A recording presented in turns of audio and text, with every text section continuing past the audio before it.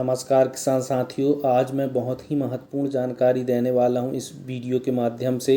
आज हम बात करने वाले हैं किसान साथियों कि मक्का में फूल और खप्पा आने के समय में कौन कौन से पोषक तत्वों की आवश्यकता पड़ती है, हमें कौन कौन से पोषक तत्व देना चाहिए या नहीं देना चाहिए।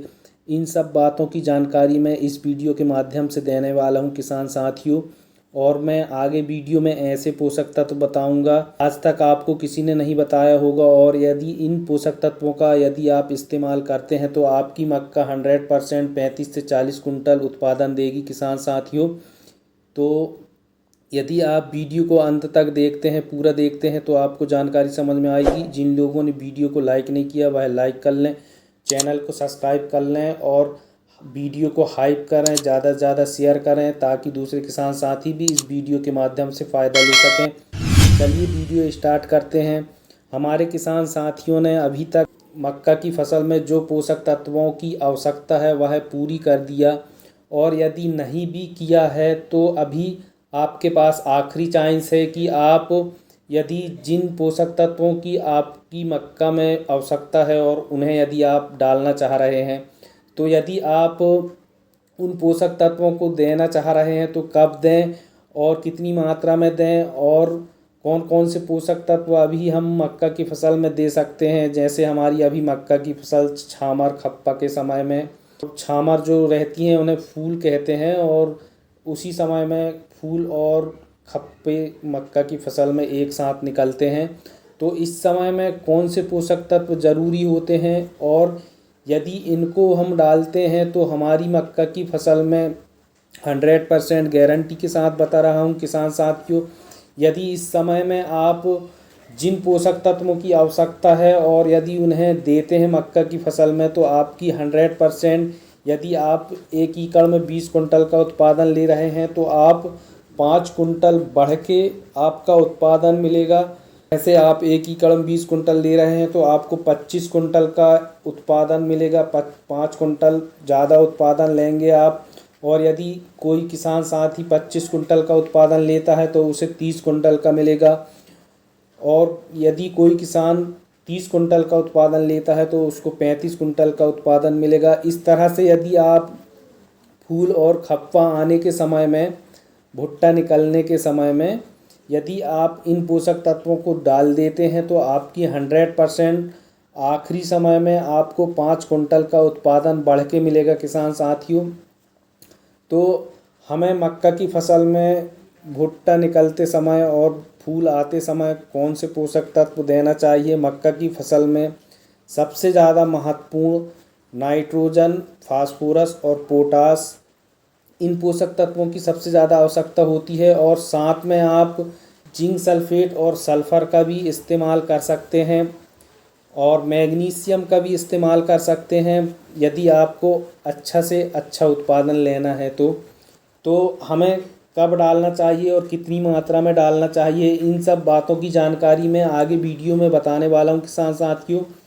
तो यदि आपकी मक्का की फसल अभी लगभग 55 से 60 दिनों की हो गई है तो इस समय में आपकी मक्का की फसल में फूल और खप्पा आने का समय है। और यदि इस समय में आप जो मक्का की फसल में पोषक तत्वों की आवश्यकता पड़ती है यदि उनकी पूर्ति करते हैं तो आपको 100% 5 कुंटल का उत्पादन बढ़ के मिलेगा किसान साथियों।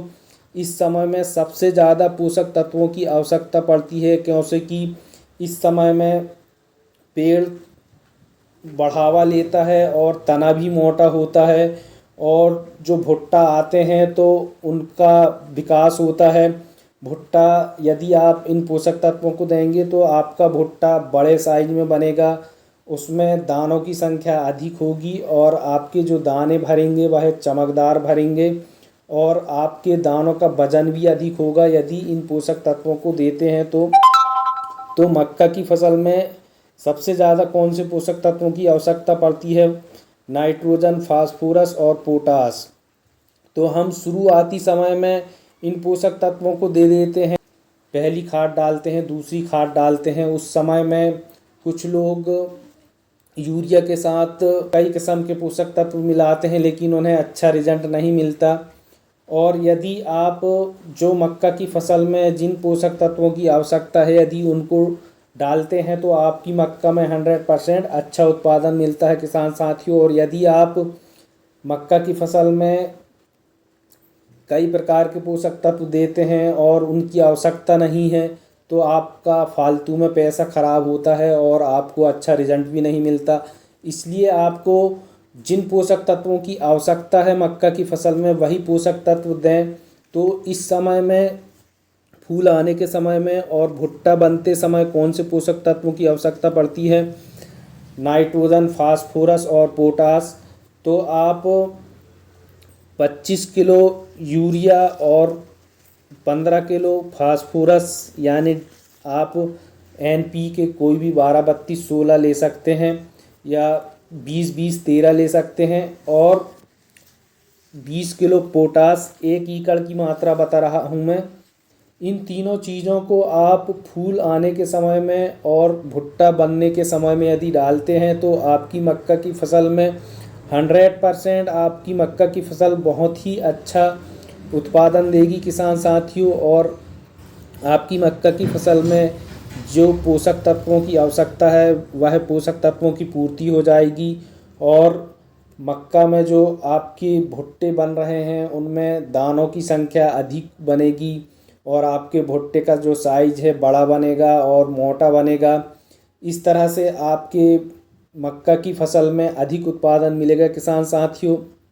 और यदि आप फास्फोरस और पोटास नहीं डालना चाह रहे हैं तो साथ में आप 25 किलो यूरिया और 1 किलो NPK 19-19 कोई भी अच्छी कंपनी का ले लें किसान साथियों जिसमें अच्छा रिजल्ट मिलता है। चाहे आप उत्तम कंपनी का ले लें या किसान कंपनी का ले लें। 19-19 1 किलो 19-19 और 25 किलो यूरिया 1 एकड़ की मात्रा बता रहा हूँ मैं। इन दोनों चीज़ों को भी मिला के यदि आप 1 एकड़ ज़मीन में भुट्टे में रखवा दें जड़ों के पास, या आप छिड़काव भी कर सकते हैं, रखना नहीं चाहते तो नीचे नीचे इसको छिड़काव कर सकते हैं। इस तरह से इन चीज़ों का यदि आप उपयोग करते हैं तो आपकी मक्का की फसल में 100% उत्पादन मिलेगा किसान साथियों। और यदि आपने मक्का की फसल में अच्छा उत्पादन लेना है तो इन पोषक तत्वों को ज़रूर डालें। अब बात करते हैं कुछ बातों का ध्यान रखना है आपको, तभी आपको इन चीज़ों को डालना है। जैसे कि आप अपनी मिट्टी की आवश्यकता के अनुसार जो पोषक तत्व देते हैं तो आपको अच्छा रिजल्ट मिलता है। और जो पोषक तत्व डाल रहे हैं उस समय में आपकी मक्का की फसल में यह देख लें कि आपकी मक्का की फसल में खरपतवार तो नहीं है। यदि खरपतवार हो तो उनकी निंदाई गुड़ाई फिर से करा दें ताकि जो पोषक तत्व हम दे रहे हैं वह खरपतवारों पर ना जाएं। यदि हम खरपतवारों को नष्ट नहीं करेंगे तो हम जो पोषक तत्व डाल रहे हैं हमारी मक्का की फसल कम अवशोषित करेगी, लेकिन खरपतवार अधिक अवशोषित करके वह और अधिक हो जाएंगे। इसलिए इन पोषक तत्वों को डालने से पहले मक्का की फसल में खरपतवार जो भी हैं उन्हें नष्ट कर लें ताकि हम जो पोषक तत्व डाल रहे हैं तो इनको हमारी मक्का की फसल अच्छी तरह अवशोषित करे और हमें अच्छा रिजल्ट मिले। एक बात का और ध्यान रखना है, यदि पानी की आवश्यकता है तो पानी की सिंचाई भी ज़रूर करें। यदि आप इन पोषक तत्वों को डाल रहे हैं और आपकी मक्का की फसल में पानी की आवश्यकता है, यदि बरसात हो रही है तो फिर ठीक है, यदि बरसात नहीं हो रही है तो आपको पानी की सिंचाई का भी ध्यान रखना है। इस तरह से यदि आप इन पोषक तत्वों को डालते हैं और इन बातों का ध्यान रखते हैं तो आपकी आखिरी समय में आपकी मक्का की फसल का अच्छा उत्पादन मिलेगा। आपको 5 से 7 कुंटल बढ़ के उत्पादन मिलेगा किसान साथियों। आई होप किसान साथियों आप लास्ट समय में कौन से पोषक तत्व देते हैं कमेंट करके ज़रूर बताएं और वीडियो को हाइप करें, चैनल को सब्सक्राइब करें और ज़्यादा से ज़्यादा किसान साथियों को शेयर करें ताकि दूसरे किसान साथी भी इस वीडियो के माध्यम से फ़ायदा ले सकें। मिलते हैं अगले वीडियो में। जय हिंद, वंदे मातरम।